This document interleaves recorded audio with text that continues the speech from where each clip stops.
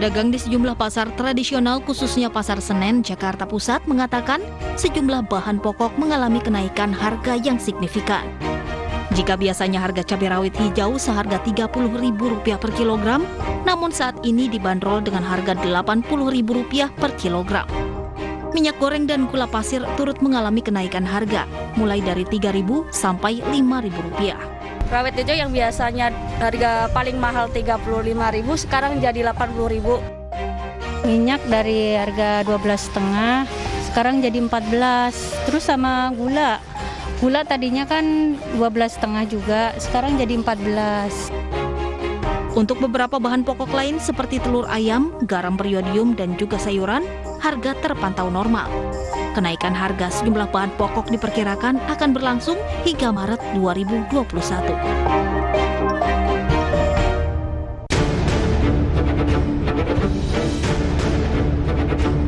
Kementerian Keuangan memastikan pihaknya akan mendorong perbaikan kualitas pemeriksa dan penegak hukum untuk memastikan tata kelola pemeriksaan pajak lebih baik. Hal tersebut dilakukan sebagai upaya untuk menopang perbaikan defisit fiskal yang membutuhkan dukungan penerimaan pajak dalam jangka pendek. Menteri Keuangan Sri Mulyani menyampaikan reformasi proses penegakan hukum pajak harus dijalankan dengan menggunakan kemajuan teknologi informasi. Pihaknya sedang mengarahkan digitalisasi proses pemeriksaan dan penegakan hukum untuk mampu meningkatkan transparansi petugas pajak atau Fiskus dalam penegakan hukum pajak. Dengan kata lain, Kementerian Keuangan akan mewajibkan setiap laporan pemeriksaan dan aktivitas yang berhubungan dengan wajib pajak harus dimonitor melalui sistem.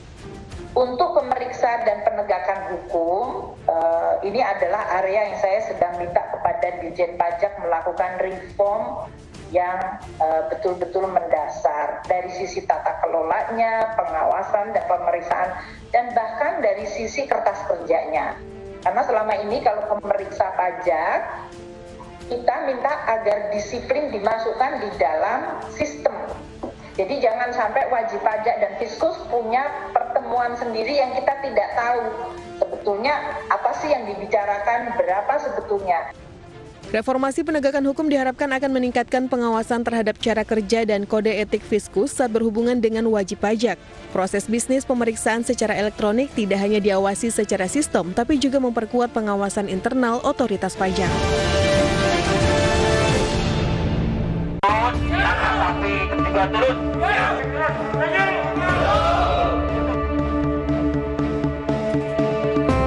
Selama 3 hari, sejumlah pedagang daging sapi di wilayah Jabodetabek sempat mogok dan protes karena tingginya harga daging sapi di pasaran. Pantauan tim iNews TV di Pasar Tebet, Jakarta Selatan hari ini, harga daging sapi masih dibanderol seharga Rp135.000 per kilogramnya. Selain pembeli, penjual pun mengeluhkan mahalnya harga daging sapi. Dari data Pusat Informasi Harga Pangan Strategis atau PIHPS, tanggal 28 Januari 2021, terpantau harga daging sapi untuk wilayah DKI Jakarta seharga Rp133.350 per kilogramnya. Untuk daging sapi kualitas 1 seharga Rp139.150. Sedangkan daging sapi kualitas 2 seharga Rp127.500.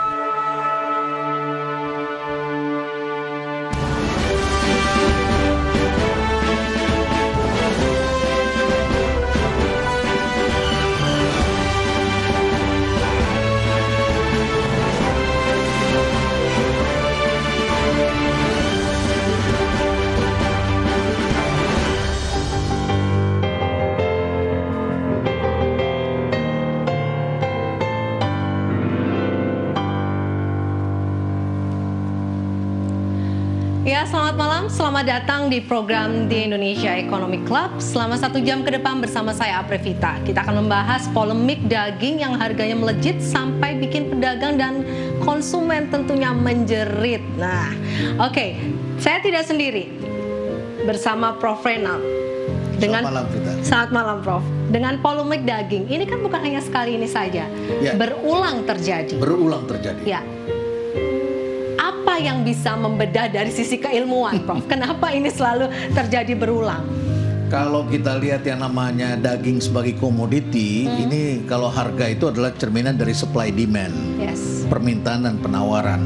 tapi juga ada politik suatu bangsa, kemana yang mau dia berpihak. Misalnya kalau kita lihat di Jepang, itu harga pangan lumayan mahal, karena keberpihakan negara itu adalah kepada petani. Jadi jangan berteriak kalau beli beras harga per liter Rp100.000 misalnya, begitu ya. Karena keberpihakannya pada petani. Jadi di sini ada supplier atau produsen, di sini ada konsumen, ada petani, ada konsumennya di sini. Konsumennya tidak berteriak supaya petaninya bisa hidup sejahtera. Tetapi menjadi rumit ketika penduduk menjadi padat. Tahun 1800, sebelum tahun 1800, penduduk di muka bumi ini hanya di bawah 1 miliar Vita. Ya. Tapi sekarang penduduk di muka bumi ini menjadi 7,7 miliar. Terjadi rebutan resources, sehingga kemudian pasokan harus dipicu menjadi besar. Bahkan di Amerika sekarang sudah mulai ada namanya daging yang dikultur begitu ya, dari sel. Ya, sel itu kemudian ditaruh di lab, bisa berkembang jadi daging. Jadi nggak perlu beli ternaknya, daging itu mekar sendiri begitu.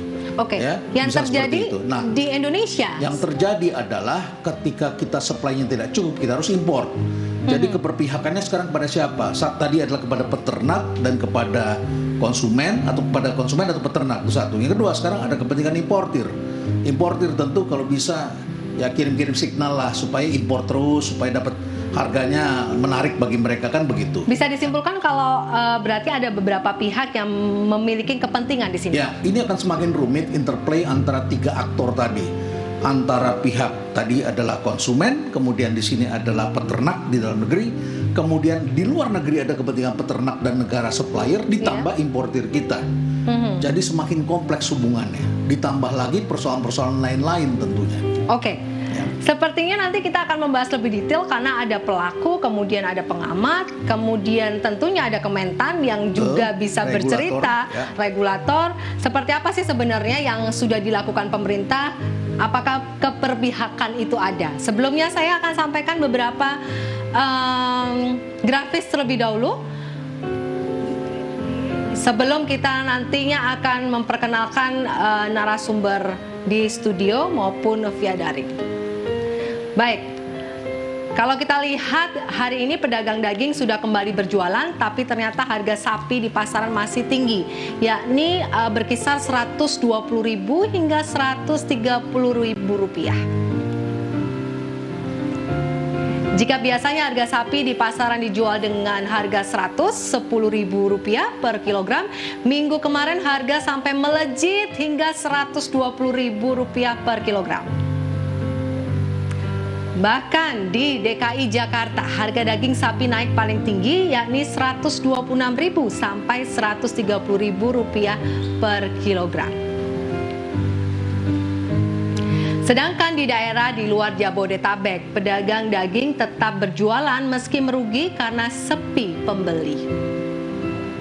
Ya, Prof, kita akan membahasnya bersama 4 narasumber yang hadir. Saya ingin menyapa yang hadir di studio lebih dahulu.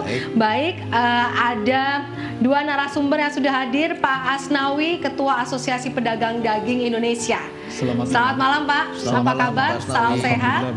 Baik. Kemudian ada Prof Mulatno, Guru Besar Peternakan Institut Pertanian Bogor. Selamat malam, Prof. Selamat malam. Salam sehat. Selamat malam, Prof. Salam ya. sehat. Dan via daring saya ingin menyapa Pak Ali Aryansyah, Direktur Abu Bastik. Selamat malam, Pak Ari. Selamat malam, Mbak. Selamat malam, Pak Ali. Baik. Selamat malam, Pak Ari. Iya. Nanti mungkin kita masih menunggu Pak Samsul untuk bisa bergabung dengan kita. Sebelumnya pertanyaan pertama mungkin yang menarik adalah kepada Pak Asnawi. Pak Asnawi ini begitu populer karena menyarankan para pedagang tidak jualan kemarin. Iya, tapi beliau juga yang menyarankan untuk jualan kembali. Ya, 3 hari yang lalu terjadi kehebohan kembali. Kenapa saya katakan beliau ini padahal juga peternak ya kabarnya. Iya, kenapa saya nyatakan kehebohan kembali? Karena polemik daging ini tidak pernah selesai dengan rezim pemerintahan yang berganti. Nah, Pak Asnawi, apa sih sebenarnya yang terjadi di industri ini? Apakah memang yang tadi Prof Renat katakan bahwa supply demand ini tidak seimbang sampai saat ini? Baik, ketika demand itu saat ini memang keadaan melandai, tidak ada satu permintaan tertinggi, tidak ada. Permintaan malah justru sebaliknya menurun.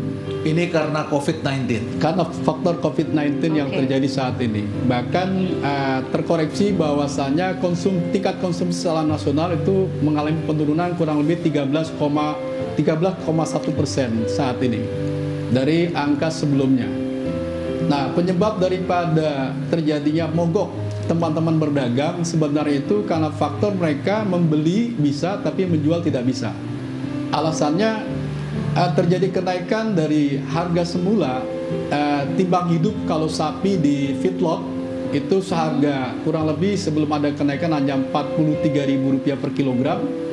Kalau dikonversi ke harga karkas di tingkat RPH itu diorientasikan seharga kita mengambil di RPH Rp87.000 itu dalam bentuk karkas. Pengertian karkas itu adalah daging dan tulang. Tulang dan kulit atau daging dan tulang saja ya? Daging dan tulang yang masih utuh dalam bentuk paha. Seperti itu.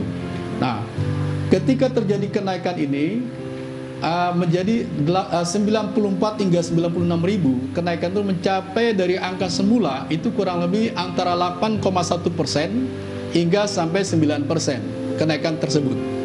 Nah, inilah yang menjadi pemicu teman-teman pedagang tidak mampu berdagang karena jika mereka berdagang bukan keuntungan yang didapat tapi kerugian yang mereka bawa pulang.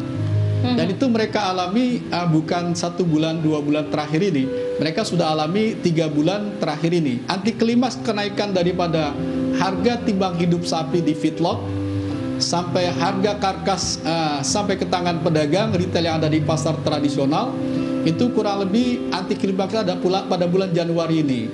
Alasan daripada feedlot tersebut, mereka merasa membeli saat ini sudah ada kenaikan 6 bulan sebelumnya, yaitu tepatnya pada bulan Juli. Alasan mereka ketika mereka beli saat itu masih di posisi $2,8 Amerika. Nah, masuk periode pada bulan September sapi itu masuk digemukan ke Indonesia itu masuk dalam posisi angka sudah $3,2 hingga sampai $3,4 Amerika. Sehingga mereka pun juga harus merubah dan menyesuaikan harga kenaikan tersebut karena faktor mereka beli dari negara produsen Australia itu telah menjadi kenaikan. Anti klimaks kenaikan tersebut daripada harga itu terjadi pada bulan Januari ini yang sapi sekarang masuk ke dalam kandang mereka sudah membeli di posisi level $3,8 hingga $3,9 Amerika masuk ke dalam kandang mereka. Kalau dikonversi dengan kurs rupiah 14.000 sudah mencapai kurang lebih pertimbang hidup mereka itu per kilonya sudah Rp56.000. Pak Asnawi, apakah kondisi ini tidak pernah terjadi? Kalau dikatakan masalah supply demand lagi dan masalah harga itu sepertinya alasan yang diutarakan begitu setiap kejadian ada polemik kenaikan harga. Pak Asnawi. Kalau saya melihat dari hulunya dari negara produsen Australia itu karena sapi-sapi siap bakalan untuk dimasukkan ke Indonesia itu 97% masuk dari negara Australia. Nah, karena kita hanya satu-satunya negara terdekat dan memang dari sisi efisiensi waktu, dari sisi biaya dan sebagainya itu lebih murah. Nah, namun di Australia itu pernah terjadi banjir bandang pada tahun 2018. Jadi masalah alam. Masalah alam. Masalah alam. Oke, ditahan dulu. Baik. Saya ingin menyapa Pak Samsul Ma'arif, Direktur Kesehatan Masyarakat Veteriner Kementerian Pertanian. Prof. Rena sudah siap dengan pertanyaan yang harus dijawab oleh Pak Samsul. Silakan, Prof. Ya, Pak Samsul. Ini menjadi menarik ya. Selain ada sapi impor, kita juga punya sapi domestik. Begitu ya. Dan kita lumayan lah. Nanti kita bisa tanya sama Prof. Mulatno kemudian. Tetapi ini adalah masalah impor dan importnya dari Australia. Mengapa kita tergantung pada Australia? Oke. Impor memang satu-satunya yang hewan hidup itu memang sementara ini dari Australia.